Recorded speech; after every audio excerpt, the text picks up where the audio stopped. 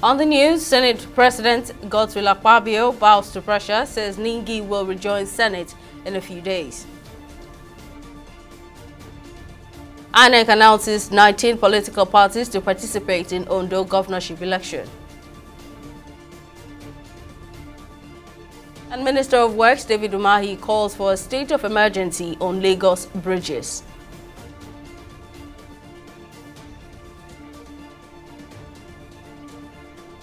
Thank you for joining us on News Now. I'm Simisola Ajigun. Senate President Godswill Akpabio has hinted that the upper legislative chamber may consider lifting the suspension of Abdul Ningi, senator representing Bauchi Central. Akpabio spoke on Friday upon his return to Abuja from the Inter-Parliamentary Union General Assembly in Geneva, Switzerland.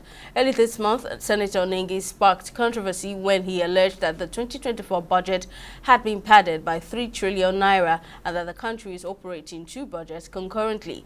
The senator was thereafter suspended for 3 months for allegedly not providing evidence to back his allegations. However, in a letter dated March 27 and addressed to Senate President Akpabio through Femi Falana, his counsel, Senator Ningi gave the Senate President a 7-day ultimatum to lift his suspension from the upper legislative chamber.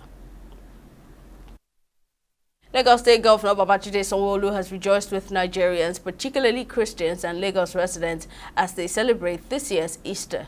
Sanwo-Olu spoke to journalists on Friday after attending the combined special prayers for Nigeria in commemoration of the Easter and Ramadan celebrations at Lagos House, Ikeja.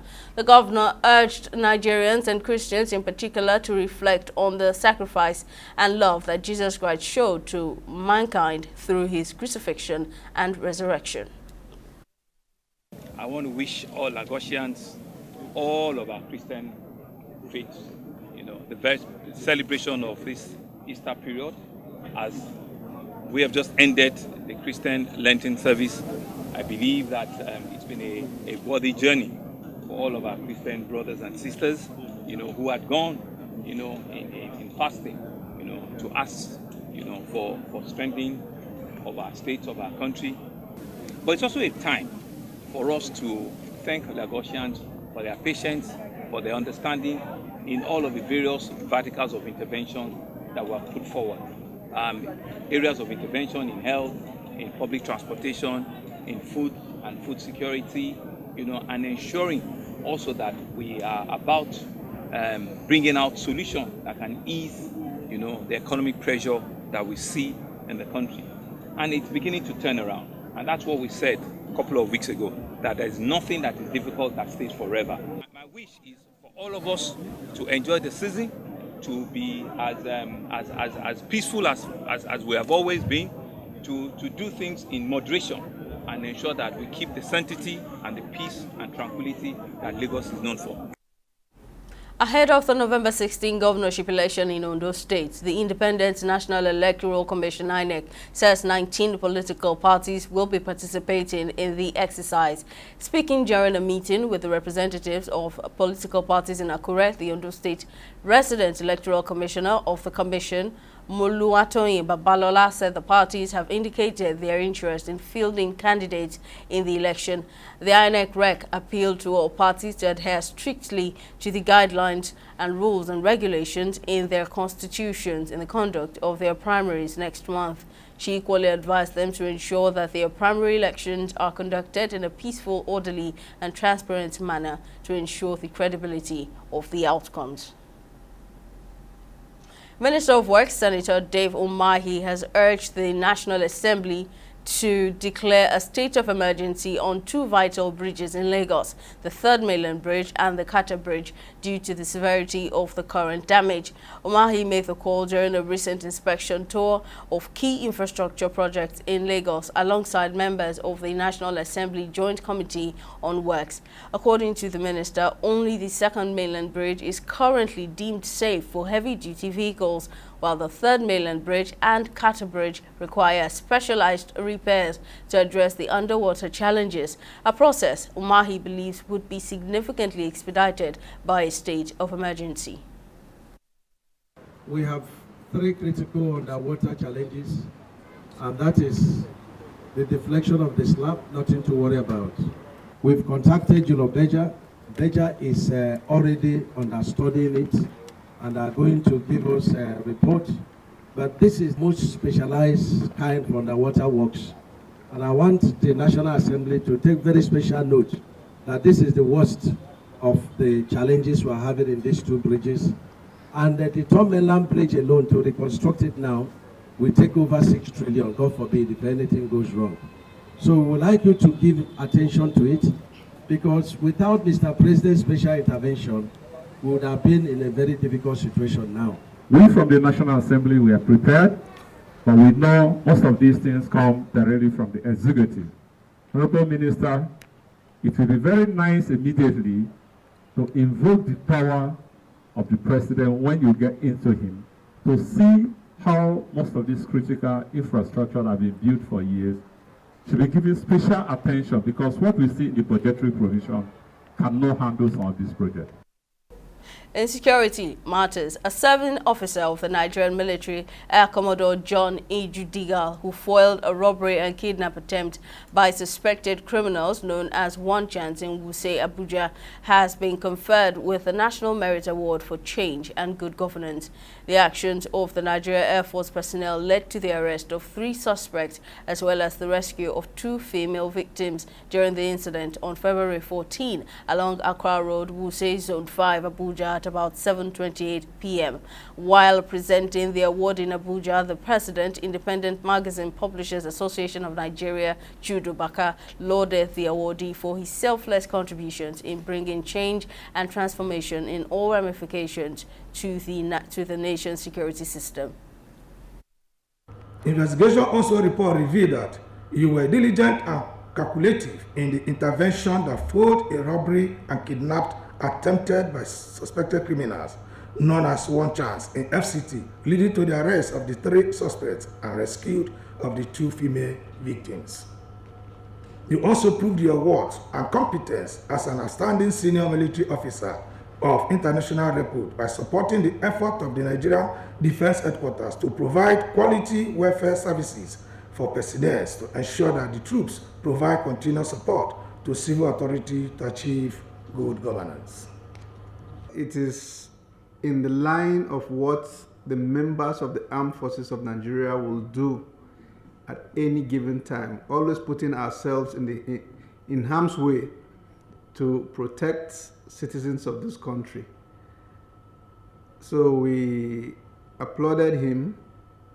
The Armed Forces is indeed very proud of that act of bravery.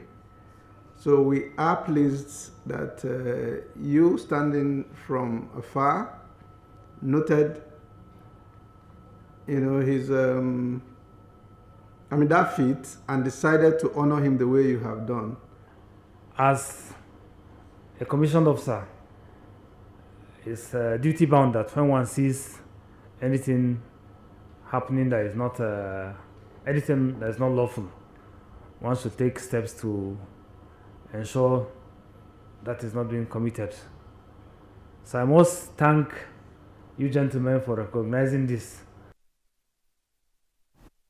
Minister of Foreign Affairs Yusuf Tugar says Nigeria's neutrality on international affairs remains non-negotiable, just as he maintained that the country hasn't observed a shift of its non-aligned position. Tugar, who made the clarification during an interactive session with members of the Diplomatic Correspondents Association of Nigeria at the Tafawa Balewa House in Abuja, spoke against the backdrop of a statement issued recently by the federal government commiserating with the Russian Federation over the Moscow concert hall attack. He said despite condoling with the Russian government over the attack that has killed over 140 people, Nigeria still maintains a position of condemning the invasion of Ukraine by Russia.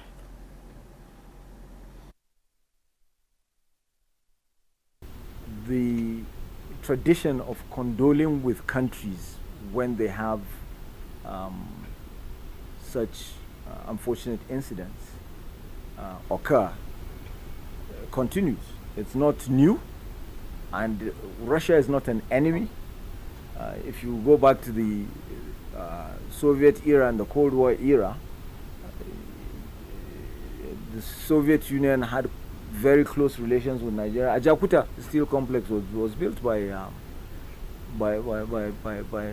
the Soviet Union at the time, which consisted of both Russia and Ukraine. And we continue to maintain very good relations with them. Our position on violation of territorial integrity of countries remains the same. It remains consistent. We condemned the violation of Ukraine's territorial space when it occurred, but it does not mean that because of that we will stop dealing with Russia. We will continue to deal with Russia, same way we're dealing with Ukraine, same way we're dealing with other countries. And whenever something happens to them, whenever there's any misfortune, we will commiserate with them, same way that they commiserate with us. Residents in some communities in the Ebute-Metta area of Lagos say they have been rendered homeless as a result of an ongoing demolition exercise carried out by the Lagos State government. The Lagos State Building Control Agency, LAPSCA, has been demolishing what it calls illegal structures in the area, leaving many without shelter. Our correspondent in Okafo has more on this story. At least 4 communities are mostly affected by the demolition exercise. The government says the buildings in the community, mostly shanties, do not have official approval. But as the building go down, many are rendered homeless. Those affected are mostly the elderly, women and children. One of the community leaders in the area says the state government carried out the demolition in spite of a court stopping the action. Here is a swamp. Yes, we fill out here to be the ground. Now look at today now, on Friday. They clear everything. Now we did no notice, no everything. There's no anything. Look, there's no anything to just appreciate. If they want, you want to just move somebody, you're supposed to have a compensation. Initially, this place was not like this. There are some people that made this place like this. There are some people that developed this place to this stage, and they can't just send us out of this place just like that without compensating us, without giving us anything, without noticing, without giving us anything. We can't just go empty-handed like that because we don't have anywhere to go.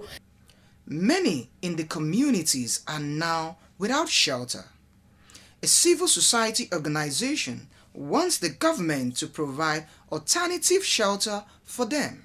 Government should compensate the people of this community. If the community will not be giving back to them, they should compensate the people of this community, because this community now will be writing in a new names, and the people that they are living in this place now, their name and their children, they have no history to talk about this community anymore. Some parts of the communities are waiting their turn to be demolished. The residents are appealing to the government to halt its action. Sometime 2010-11, when there's a filler from the Ministry of Environment that they are coming to demolish our property, we try to meet them. What's our offense? What happened? Since none of them they're not ready to speak or maybe entertain us, we sued the Lagos State government, Commissioner for Environment, Attorney General of Lagos State, and Enforcement, to Lagos State Judiciary, the High Court.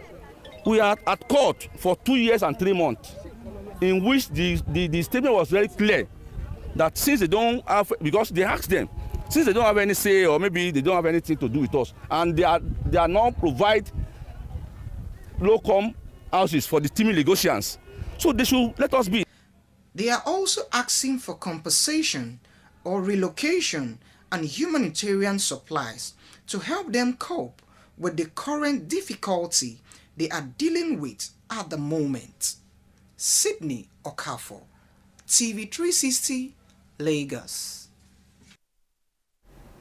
We'll take a break now, but coming up, U.S. to restrict visas for multiple Hong Kong officials. We'll bring you details of the story and others when we return.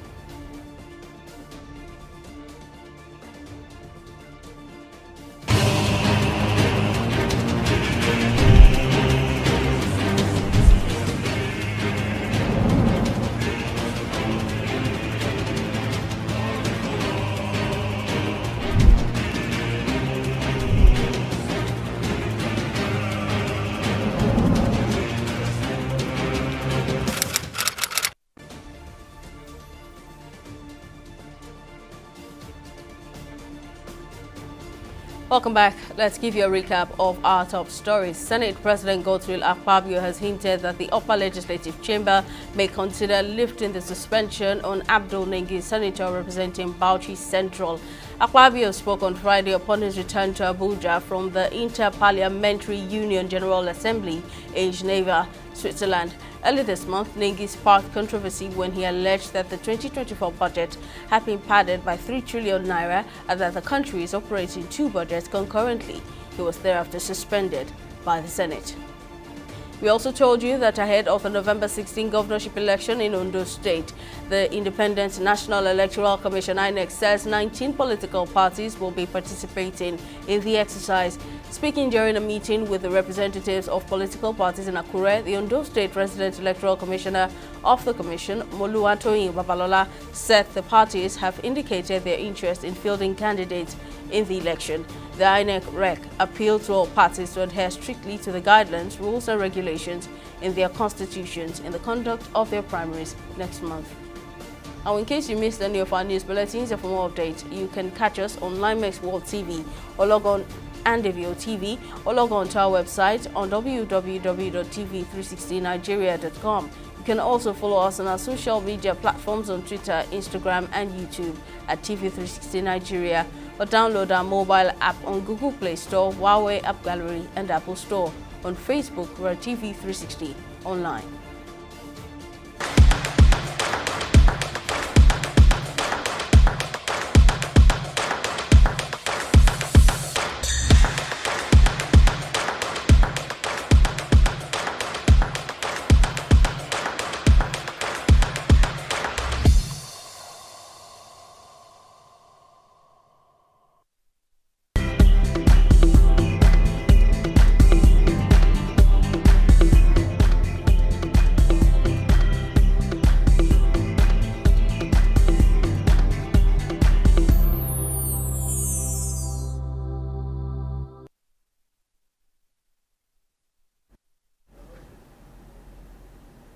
In business, MSME Africa has organized a business growth series in Lagos, which brought together experts to educate startups and micro-entrepreneurs on how to grow and sustain their businesses. Speaking at the event, the founder, MSME Africa, Sheye Olurotimi, says the business growth series provides a medium for entrepreneurs to create networks necessary for business growth.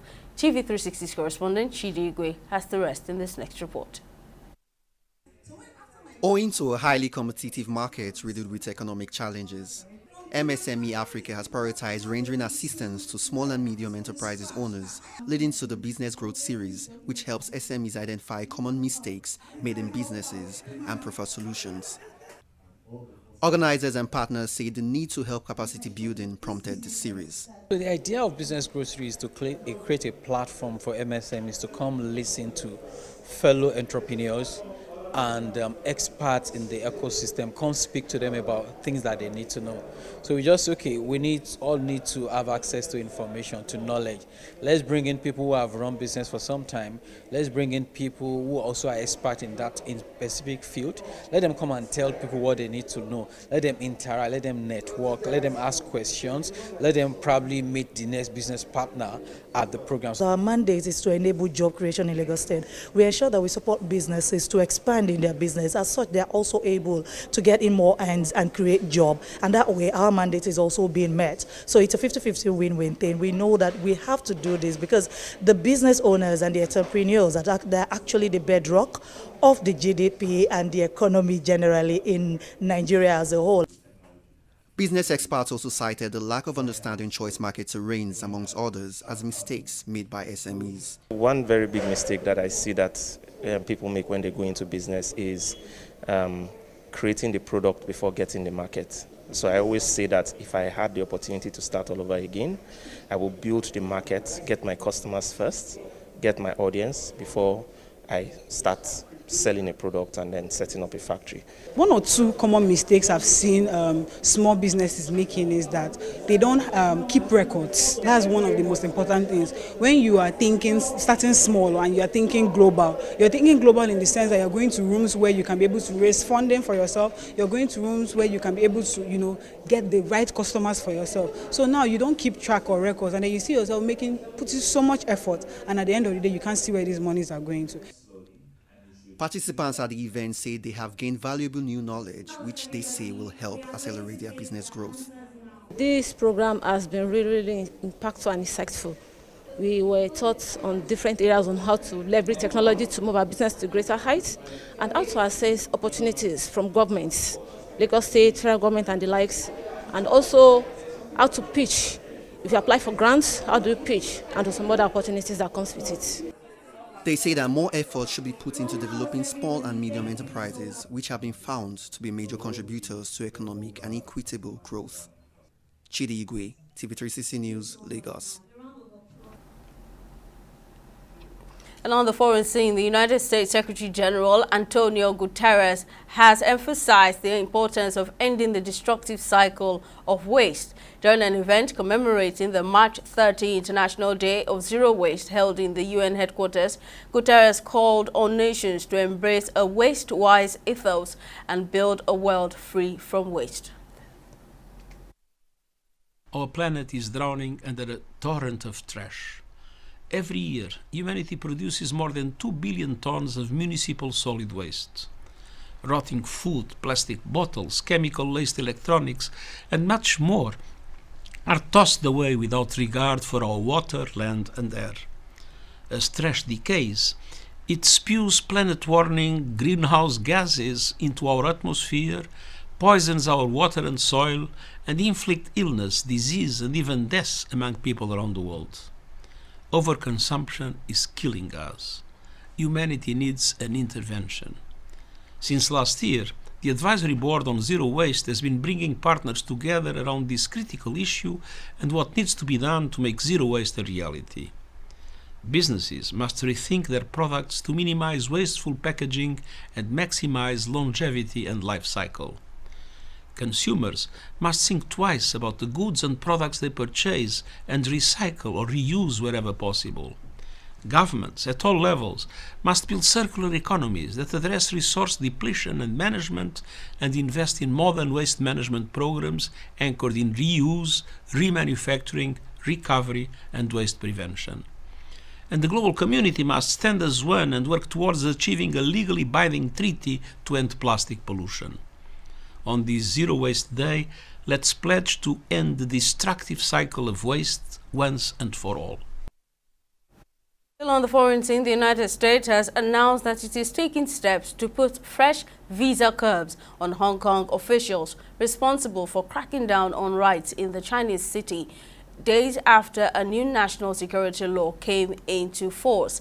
In a statement, U.S. Secretary of State Antony Blinken says the crackdown includes the recent passage of Article 23, a national security law targeting treason, insurrection, espionage, and theft of state secrets, among other crimes, in response to intensifying repression and restrictions on civil society, media, and dissenting voices. The State Department says it is taking steps to impose new visa restrictions on multiple Hong Kong officials.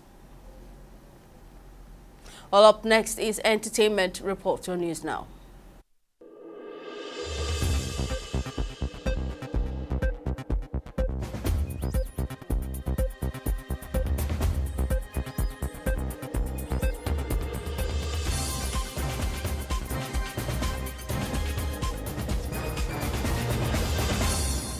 Wunmi, the widow of the late Nigerian singer Ilerioluwa Aloba, popularly known as Mohbad, has urged the father of the deceased, Joseph Aloba, to get a court order for the DNA test of her son, Liam.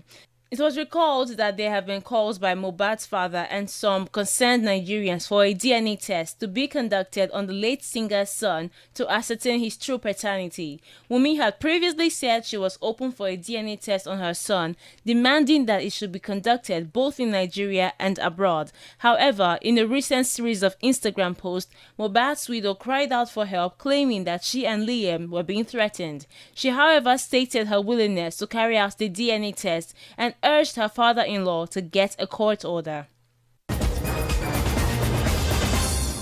Daphne Joy, ex-girlfriend of American rapper 50 Cent, has accused the G-Unit boss of rape and assault. She made the allegations following reports that 50 Cent was seeking sole custody of their son, accusing the media mogul of sex trafficking and abuse. In a lengthy Instagram post, Joy slammed 50 Cent for being a deadbeat father to their son. Meanwhile, 50 Cent has debunked Joy's allegation in a swift statement released by his representative. He claimed that Joy's accusations were motivated by his decision to seek sole custody of their 12-year-old son. And that's it on entertainment news on News Now. Joy Ochejim, TV360, Lagos.